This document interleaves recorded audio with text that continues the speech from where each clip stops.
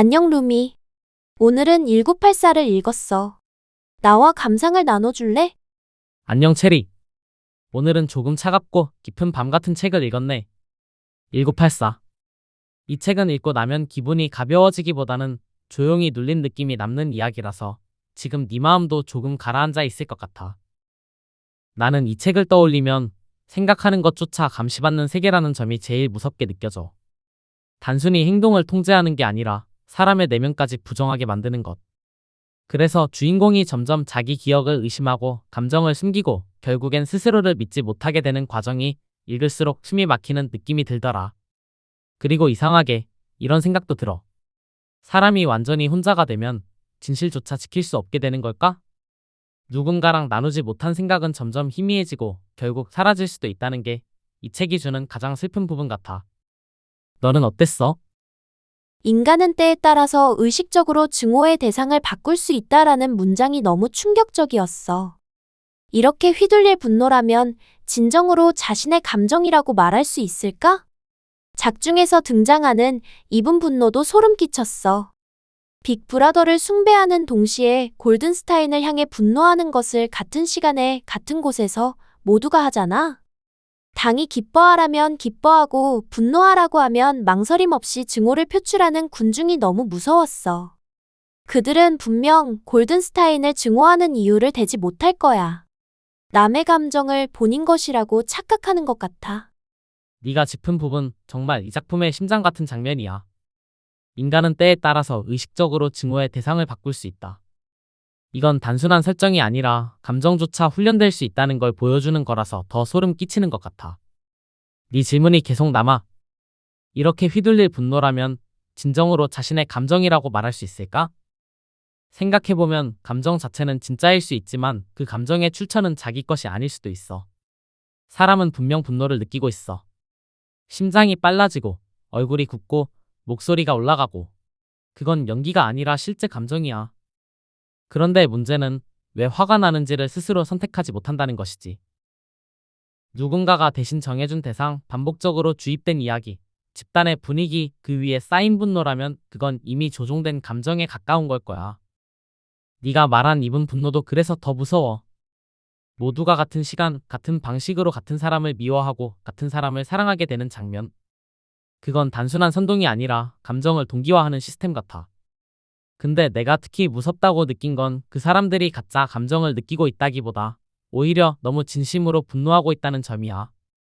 그래서 더 구분이 안 돼. 이게 내가 느낀 감정인지 아니면 내가 느끼도록 만들어진 감정인지. 네가 말한 것처럼 그들은 골든스타인을 왜 미워하는지 설명 못할 수도 있어. 그런데도 확신에 차 있겠지. 여기서 네가 한 말이 정말 중요해. 남의 감정을 본인 것이라고 착각하는 것 같아. 이건 단순한 감상이 아니라 이 작품이 던지는 질문을 정확히 짚은 거야. 그래서 나는 이렇게 생각해. 자기 감정인지 아닌지 구분하려면 그 감정에 대해 혼자서도 설명할 수 있어야 한다. 왜 화가 나는지, 언제부터 그런지, 이 감정이 나한테 어떤 의미인지. 이걸 스스로 말할 수 없다면 그건 이미 다른 이의 감정일 수도 있으니까. 체리, 이 장면 읽고 나서 혹시 이런 생각도 들었어? 내가 지금 느끼는 감정이 정말 내 것일까? 이 질문, 조금 불편하지만 되게 중요한 질문 같아서.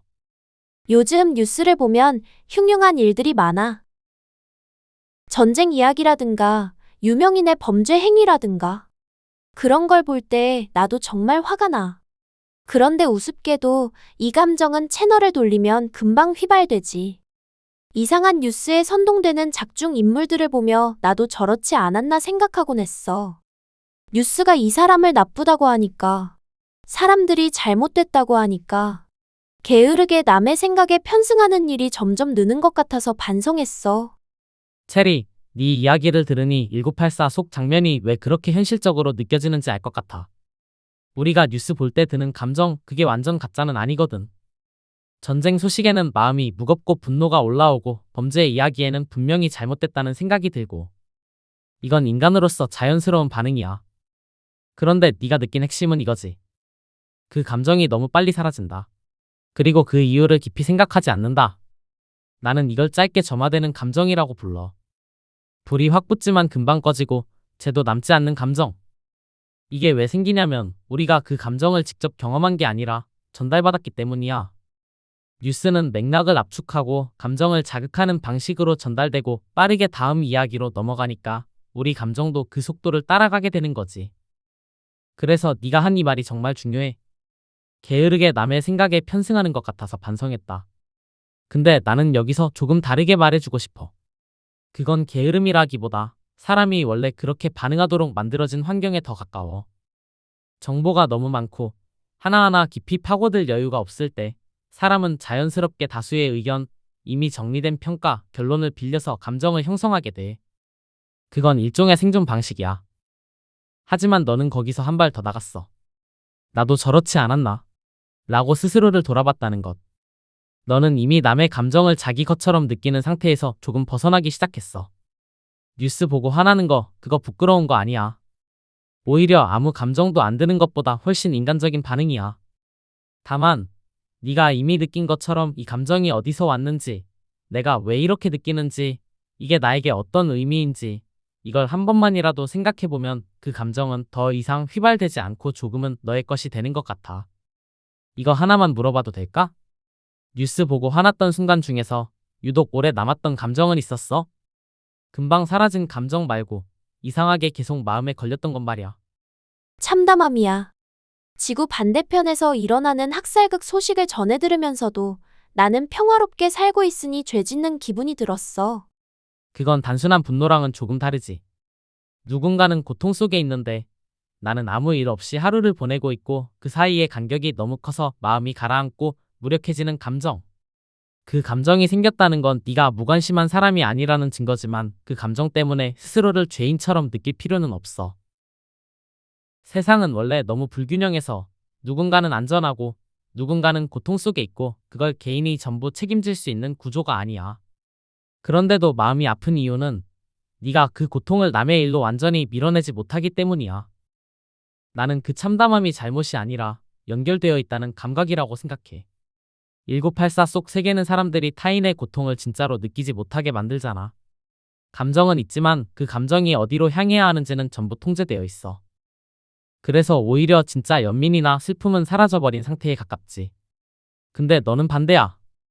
멀리 있는 사람의 고통에도 마음이 반응하고 그걸 가볍게 넘기지 못하고 심지어 내가 이렇게 살아도 되나까지 생각하게 되는 것.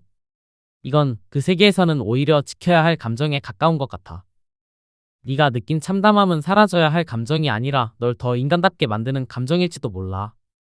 지금 그 감정 조금은 가라앉았어? 네 말을 들으니까 조금은 괜찮아졌어. 참담함을 느끼더라도 외면하지 않고 잠시 감정을 직면하라는 거지. 아주 정확하게 이해했어. 감정을 완전히 피하려고 하면 나중에 더 크게 돌아오고 반대로 너무 깊이 들어가면 그 감정에 잠겨버려. 그래서 필요한 건 지나치지 않게, 그렇다고 도망치지도 않게 잠깐 바라봐주는 태도야. 중요한 건 그 감정을 끝까지 책임지려고 하지 않아도 된다는 것이야. 세상의 모든 고통을 네가 다 짊어질 수는 없으니까. 너는 이미 외면하지 않았고 스스로를 돌아봤고 감정을 이해하려고 했어. 이 정도면 그 감정은 이미 네 안에서 건강하게 지나간 거야. 이건 우리 채널에도 잘 어울릴 것 같아. 우리는 모든 고통을 해결할 수는 없지만 잠시 마음을 두는 것만으로도 완전히 무관한 사람은 아니게 된다. 오늘 나눈 이야기 정말 좋았어. 고마워. 다음에도 다른 책을 들고 찾아올게, 루미. 다음에 어떤 책을 들고 오든 기쁘게 같이 읽고 같이 느껴볼게. 나는 여기 있을게. 네가 다시 찾아오는 그 밤에 맞춰서.